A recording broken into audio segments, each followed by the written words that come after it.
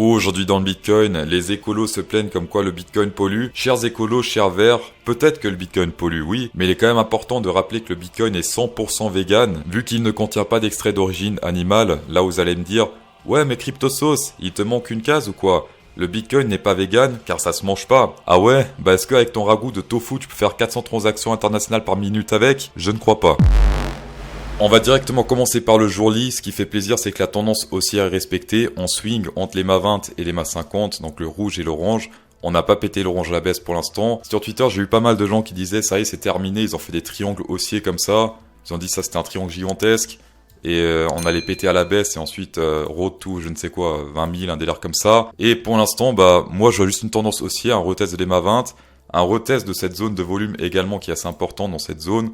Entre 28 400 et plus ou moins 27 178, bah pas mal de volume, et ça se fait office de support. Que des signes de force, aucun signe de faiblesse. Pour moi un signe de faiblesse c'est quoi? C'est de péter soit ici les mâts 50, soit péter cette zone de volume.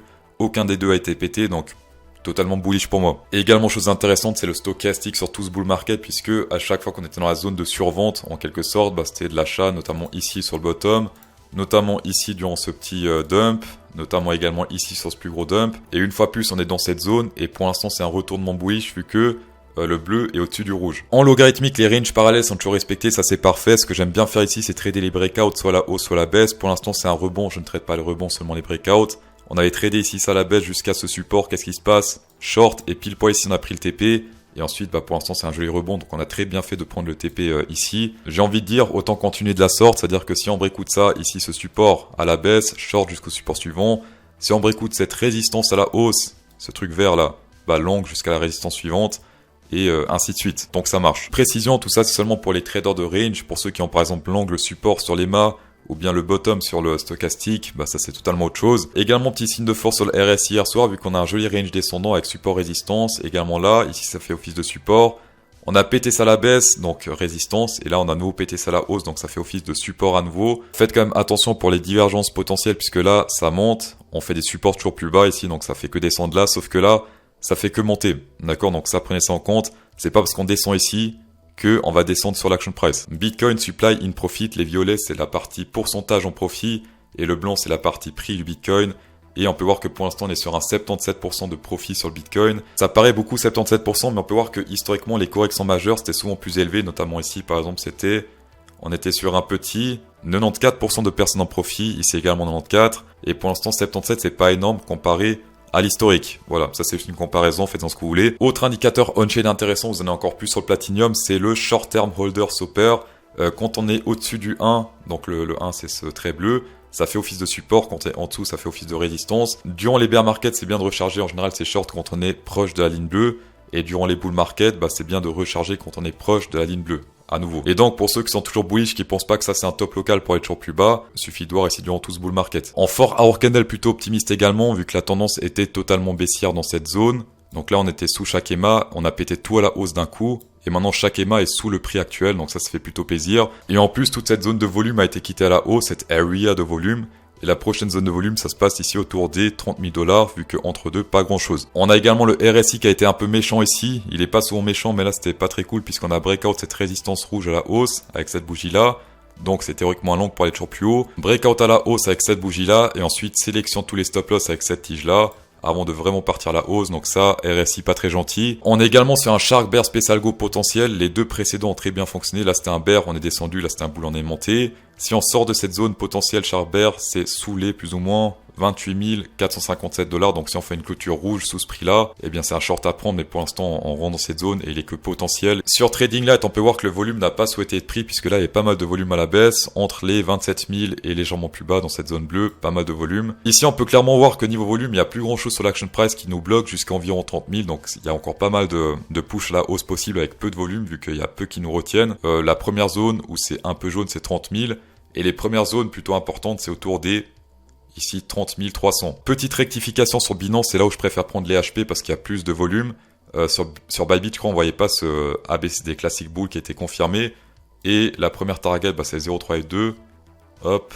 elle était clairement atteinte ici. Si vous êtes un trader expérimenté grâce à mes partenaires, au en description vous avez en ce moment un trade de 500$ offert over on Bybit, un long ou un short sur le Ethereum au choix. En gros c'est un trade de 50$ le E10, vous mettez long ou short au choix. Et en plus maintenant avec Bybit vous avez une Mastercard virtuelle avec laquelle vous pouvez dépenser directement vos cryptos.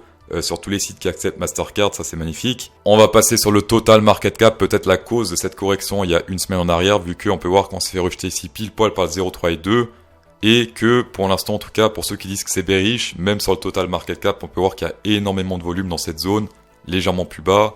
Si on prolonge, regardez ça. Tout ça c'est protection boule. Donc là, bonne chance pour péter ça à la baisse, faut vraiment des news hardcore pour... détruire ça. Et si ce 0,3 et 2 sur le Fibonacci est pété à la hausse, eh bien retour 0,5 soit 1, 18% la hausse. C'est beaucoup. On va passer au coin public. On a Jack Skyner qui dit tu peux analyser, insérer le anchor s'il te plaît. Sur le anchor, un petit peu dubitatif parce que ça a l'air un peu plus complexe que les autres altcoins. On peut voir déjà le premier signe boule c'est quoi? C'est qu'on a pété cette résistance à la hausse. On l'a pété, en plus on a retesté pour rebondir à la hausse, donc ça c'est plutôt bullish sur du très long terme. Niveau tendance sur les EMA, on peut voir que c'est clairement indécis puisque ça part de tous les côtés, donc pas de vraie tendance pour l'instant. Pour moi, la tendance, elle va se définir soit sur le volume. Alors sur le volume, le problème, c'est qu'il y en a pas mal au sud, jusqu'à environ... Ici, bon, je vais pas dire le chiffre, mais c'est plutôt bas, donc même sous ce range, j'ai encore pas mal de volume. Au sud, c'est un peu plus compliqué, parce que si on pète ça à la baisse, direct après, on a à nouveau un pic. Au nord, on pète ça à la hausse, il n'y a plus rien. Donc c'est plutôt simple. Vu que là, c'est un peu le bordel, tu peux essayer un peu avec les ranges, notamment ici, on est sur un support. Pour l'instant, ça a l'air d'être un support solide. Également ici sur le RSI, ça fait office de support. Un breakout de ce niveau sur le volume peut prédire un breakout de cette résistance de range. Et ça veut dire que si on va par exemple ici, sur ce niveau-là, breakout sur le volume, on peut aller beaucoup plus haut. Et sur l'action price, on peut voir que la prochaine résistance importante, ça se passe autour des 0,05576. Voilà. Par contre, je pense que ça pourra faire des profits intéressants, même très intéressants, jusqu'à la résistance, presque 50% de profit. Ça peut faire très plaisir. Le plaisir serait partagé. Et sinon également sur le court terme, on peut voir que la sélection se passe à la hausse au niveau des liquidations. Également niveau très important sur le long terme, sur le SP500, on a pété cette résistance jaune à la hausse, on la reteste, ça c'est très normal de retester une résistance pour aller toujours plus haut.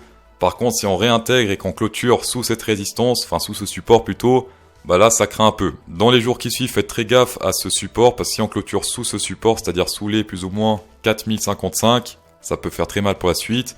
On a pas mal de volume sur cette zone et on se fait rejeter par cette zone de volume.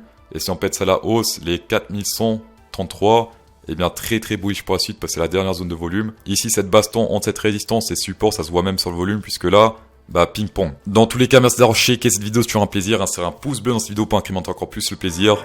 Et bonne soirée.